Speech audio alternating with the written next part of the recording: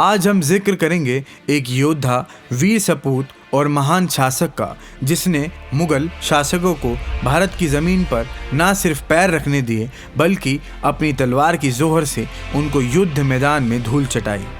उस महान सम्राट का नाम क्षत्रिय नागवंशी, कारकोट वंशी, महापराक्रमी वीर सम्राट ललितादित्य मुक्तपीड़ था। इतिहासकार उन्हें भारत का अलेक्जेंडर भी कहा करते हैं। भारत में इस्लाम का आगमन हुआ 712 एडी में, जब अविभाजित भारत के मुल्तान पर आक्रमण किया मोहम्मद बिन कासिम ने। परंतु किसी ने भी इस बात पर ध्यान नहीं दिया कि एक विदेशी आक्रांता को भारत में पैर जमाने के लिए इतना ज़्यादा वक्त क्यों लगा। उसे भारत का कौन सा रत्न इतने वर्षों तक रोकता रहा। भारत के उस रत्न का नाम था ललितादित्य मुक्तपीड़। उनकी वीरता और महानता को शब्दों में बयां नहीं किया जा सकता, फिर भी हम उनकी कुछ बातें आप तक पहुंचाने की कोशिश करेंगे। तो हम शुरू करते हैं यहाँ से। जब सिंध के गवर्नर अल जुनैद ने 10वें खलीफा हिसाम के आदेश पर कश्मीर पर हमला करना चाहा और वह अपनी पूरी सेना लेकर कश्मीर पहुंचा, परंतु जब उसने कश्मीर की सेना देखी तो उसके होश उड़ गए, क्योंकि कश्मीर की सेना की अगुवाई कर रहे थे ललितादित्य मुक्तपीड़, जो कि लाखों पर अकेले भारी थे।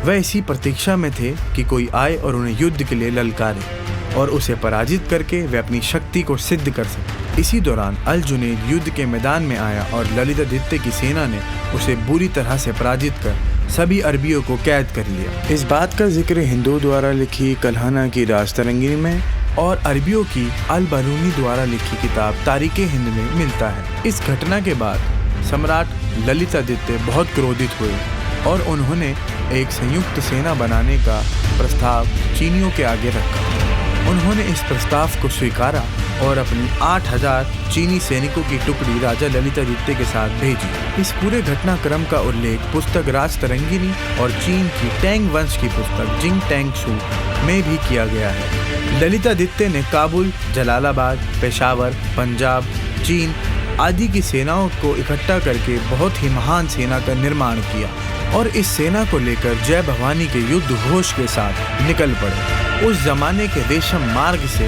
उज्बेकिस्तान की तरफ हिंदवी देश की सेना का पहला हमला बुखारा प्रांत के मोमिन अल हयात पर हुआ, जहां ललितादित्य ने भगवा बुलंद किया। ऐसा कहा जाता है कि उज्बेकिस्तान पर हमला करना राजा ललितादित्य की ललकार थी मोमिनों के खिलाफ। इसके बाद ललितादित्य ने लगातार 3 बार बुखारा प्रांत पर हमले किए और आखिर में बुखारा प्रांत के शासक ललितादित्य के हाथों मारा गया। ललितादित्य की सेना ने बहुत ही कम हमलों में अरबियों की ईंट से ईंट बजा डाली। अरबियों को सबक सिखाने के बाद कश्मीर पर चीन के ज़ाओज़ेंग के राजा फैंग होंग ने हमला कर डाला, जिसके लिए राजा ललितादित्य पहले से ही तैयार थे, क्योंकि उन्हें इस बात का पहले से ही अंदेशा था।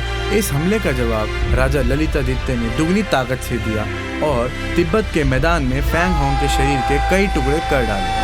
उसके बाद पूर्वी चीन को अपने राज्य में शामिल कर भगवे का परचम बुलंद रखा। चीनी राजा हिंदुस्तान के क्षत्रिय राजाओं की आन को समझ चुके थे। इसके बाद चीनी राजाओं ने ललितादित्य से सैनिक संधि की और चीनी क्षेत्र की आज़ादी के बदले में हर साल राजा ललितादित्य को कर देने का वचन दिया और तो और एक हीरो से जुड़ा मुकुट भेंट स्वरूप दिया। इस बात का उल्लेख ज़ैंग होंग की किताब द 16 किंगडम में किया गया है। बहुत ही कम समय में राजा ललितादित्य ने एक बहुत महान सेना का निर्माण कर लिया, जिसके बाद राजा ललितादित्य ने धर्म युद्ध छेड़ दिया था। इस धर्म युद्ध में सम्राट ने पोलैंड, तुर्की, स्पेन में सनातन धर्म का परचम लहराया और 12 साल तक विश्व विजय अभियान पर सनातन धर्म की पताका फहराई। जिसके 12 साल बाद राजा ललितादित्य कश्मीर लौट आए।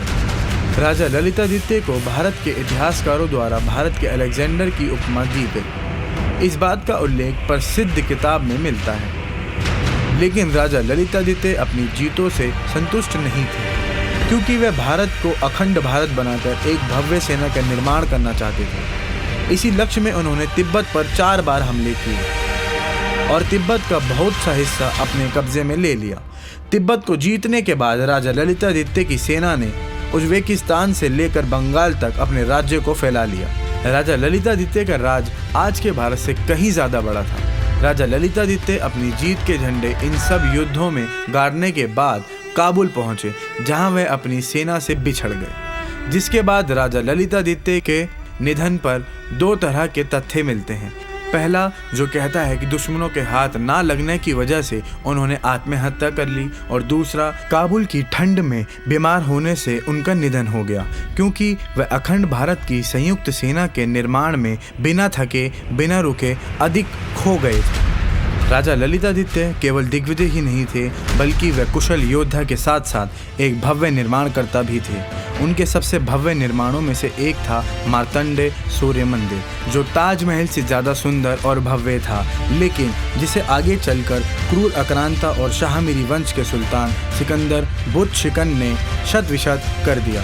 अपने खंडित स्थिति में भी भव्यता परिपूर्ण यह मार्तंड सूर्य मंदिर के बारे में सोचकर हम चकित होते हैं कि वास्तव में यह मंदिर कितना भव्य रहा होगा। यह मंदिर आज भी आपको खंडित अवस्था में अपनी भव्यता का प्रमाण देता है। यह मंदिर आज भी जम्मू कश्मीर में स्थित है, और इस मंदिर में आज भी कई फिल्मी गाने और फिल्में सिनेमाई जाती हैं। ये बहुत ही आश्चर्य की बात है। बहुत कम ही लोग इस महान सम्राट के बारे में जानते हैं, जिसने पहली अखंड भारत की संयुक्त सेना का सपना देखा, जिसने सनातन धर्म को विश्व के कोने कोने तक पहुंचाया।